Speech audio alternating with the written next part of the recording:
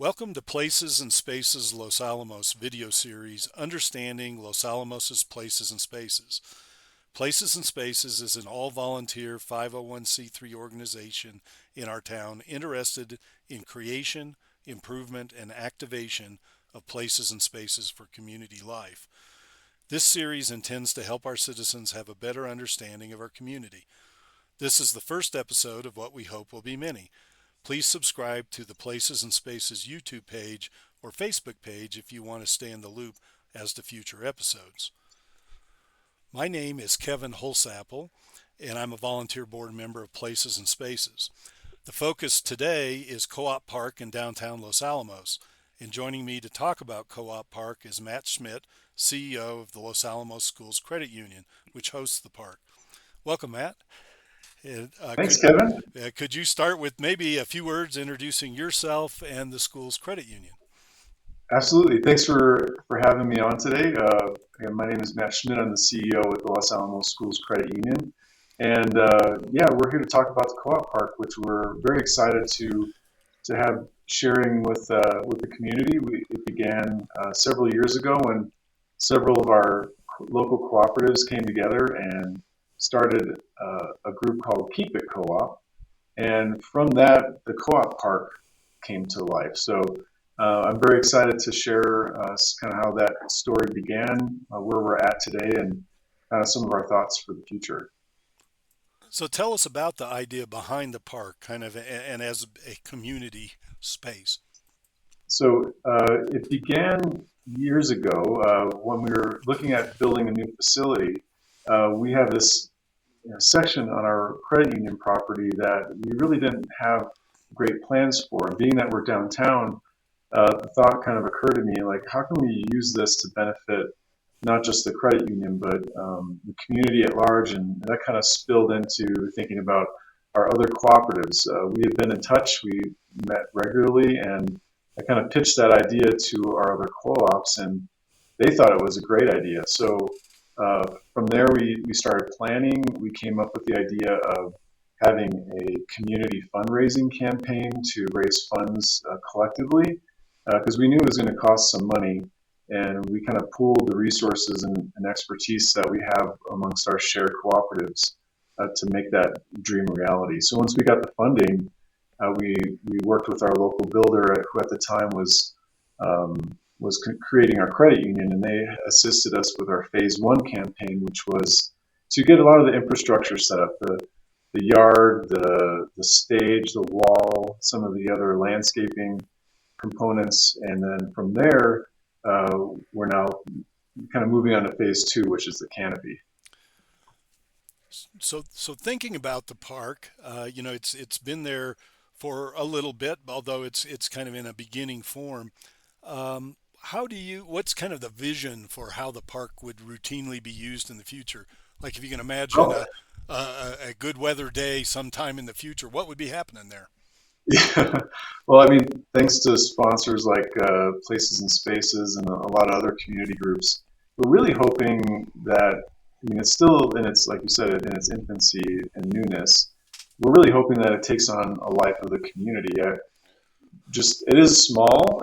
It's a smaller park, which would, I think, provide more private space, private events. It's more intimate in that regard. So in our community, we were really blessed to have our large Ashley Pond venue. This, I think, would be in its own category where you can have smaller meetings, maybe birthday parties, different gatherings, concerts, live events, whether it's performances, plays, outdoor plays, and as you probably know, Kevin, in New Mexico, it's sometimes hard to find shade. So I think once the canopy is up, I imagine that people are going to flock to that area for lunch and maybe even evening dinner and get out of the sun. Yeah, shade is big, and a lot of people might think, okay, we have this canopy, and there's a thing over at Ashley Pond, but also there's the intimacy, having different sizes of spaces and spaces of different characters. Really is you can, not one space is good for everything. Exactly. Yeah. And I think we're hoping that, once the canopy's up and we can get a few events under our belts, that people can start to see the capabilities that the park can offer. We are setting it up to be very interactive when it comes to like sound. So we're integrating audio and for future potentially video components that you know potential renters can use the sound very easily, especially if you're a musician. We're going to have components where the musicians and the talent can easily interchange their equipment and have outdoor speakers always at the ready, basically. So it should be pretty straightforward to get events up and running. So I'm running actually a little collage, and one of the things that popped up is the little garden there, and also a view of kind of the leaves on the wall. Could you say a few words about what those things are about? Yeah, I was blown away by the support from the community. We had the leaves. We had three different levels. The silver, the medium was like I want to say it was like 500 above, and then some of those larger leaves are for our major donors, which were 5,000 and above. So we were very blessed to have quite a few large supporters and many small donors, all the way from I think some of the lower ones like 20, $30, people just wanting to chip in. And we were really lucky that we met and exceeded our goal of $150,000 towards the park. So with those funds and the generosity of the community, we are able to, and we're in the middle of finishing phase two, which is adding the canopy to the park area. So people may have noticed that construction, and so I'll run a few slides, some pictures from it. That's great. But can you talk about what's going on and how long before you think the park may be ready to use again? Yeah, I got to give a shout out to Jim Dixon Construction. I think you can see in that one slide there, Jim's actually going up there on some of the beams and getting things set up in the beginning part of the construction. We had I mean, and I think a lot of places were experiencing that after COVID. Finding builders was really tough, and Jim is a supporter of credit unions in northern New Mexico, and when he heard that we were still looking, he jumped on it and is helping us get this project finished. So wanted to give him a shout. But we are currently, I think, getting the roof put up and some of I think the electrical inspection passed. So we're working on getting the lighting and the electrical plumbed up. So I think we could see it potentially. I don't want to jinx it, but I'm hoping by the end of July we'll be nearing completion with the project. Super. So looking ahead, what if there's somebody who thinks of, okay, I want to uh, do something there? Talk about who can use it, how they can go about arranging it once it's back up in use. Yeah, we're right in the middle of kind of like organizing logistics of making it easy for the community to sign in. We do have, I would encourage people that are interested in getting more information to check out the website, which is cooppark.org. So cooppark.org. And we do anticipate having an interactive calendar that would allow community members, nonprofits, really any organization to take a look at the availability and the dates that they're interested in.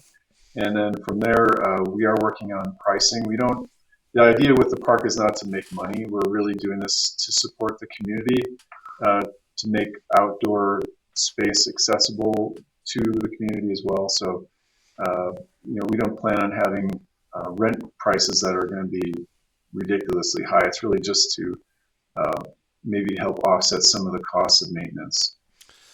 So, what are the needs of the park going forward as you and the group see it? Is there help still needed? And is there a way for the average community member who would want to get involved or to help? Yeah, one of the major components that we were hoping, and I think we still can do, is adding solar to the canopy. We really want to have it to where the energy that we get from the sun will go to offset any electrical expenses, whether it's running running events, lighting uh, at the park to keep it well illuminated. So right now, with the cost of goods going up since our initial estimates, we're only going to be able to do the canopy, excuse me, in phase two. So we may look for the community support to help raise funds for the solar component, but we wanted to make sure that the community saw that we're putting the dollars at work, getting the canopy completed, and I think from there we might consider going onto like a phase three for the solar. We still have an open GoFundMe, which can be seen at our website at cooppark.org. So if there are people that are interested in contributing even just a little bit, I would suggest that if you wanted to help and help us try to get to that goal of getting the solar installed, you can check out that site and follow the links for donation. Super. Well, thanks for joining today, Matt, and particularly the inaugural version of this. It's always an interesting learning curve to go through. So, but it's going to Oh be no, great. thank you. Yeah. Well, it's going to be great to watch the evolution of the park and to be involved as you go along. And I really have always felt that it holds great promise as yet another quality space for community life. So thanks again, and we'll check in again someday. Uh, Sounds good. Yeah, I'll be sure to let you know. You'll be one of the first ones to be invited to our grand opening. We're hoping to have that in August or September. So Super, looking forward to showing the community what the park can do. super. For all viewers, your comments and reactions will be most appreciated. Please do subscribe to the Places and Spaces YouTube channel or Facebook page to stay in the loop for the future episodes. And I'll be sure to post the links that Matt mentioned to the direct co-op park sites and the that can get you to that GoFundMe if you're so inclined. We and that'll also help you stay in the loop about future episodes. We hope you'll join us in taking an interest in and supporting many important places and spaces for community life. Till next time, so long.